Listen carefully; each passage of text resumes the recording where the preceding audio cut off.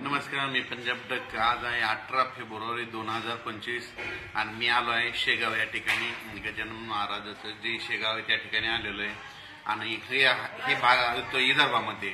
तर या ठिकाणून शेतकऱ्यासाठी अंदाज देणार आहे. राज्यातल्या शेतकऱ्याला सांगू इच्छितो की राज्यात काय झालं की सध्या तुमचं गहू काढणी चालू आहे, हरभरा काढणी चालू आहे. तुम्ही काय करा की गहू हरभरा काढणीसाठी खूप पोषक वातावरण आहे.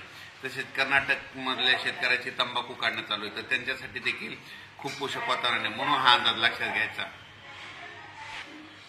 तर राज्यात सांगायचं झालं तर आज 18, 19, 20, 21, 22 पर्यंत राज्यात आता काय होणार आहे, दिवसा देखील असं वारं सुरू होणार आहे. वारं सुटले की समजायचं की आता गावामध्ये 23 तारखेला आभाळ निघणार आहे. म्हणून हे अंदाज तुम्हाला निसर्ग देते, म्हणजे वाऱ्याची स्पीड वाढत जाणार आहे. म्हणून हा अंदाज शेतकऱ्यांनी लक्षात घ्यायचा.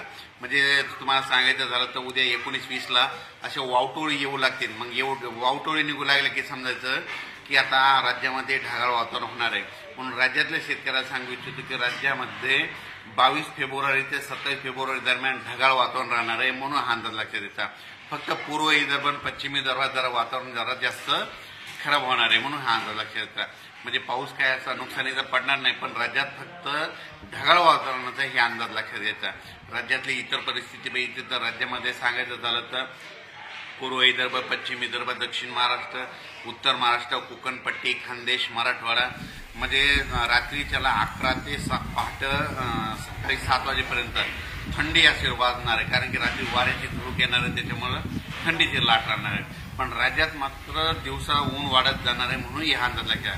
पण राज्यातले सर्व शेतकऱ्याला सांगू इच्छितो की म्हणजे आपल्या देशामध्ये दरवर्षी 22 फेब्रुवारी ते 10 मार्च गारपीट होत असते.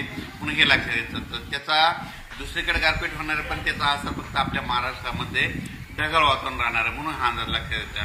आणि राज्यात सांगायचं झालं तर म्हणजे 22 तारखेपर्यंत हवामान कोरड आहे, पण 23, 24, 25, 26 ला राज्यात ढगाळ वातावरण राहणार आहे. म्हणून हा अंदाज लक्षात येतात.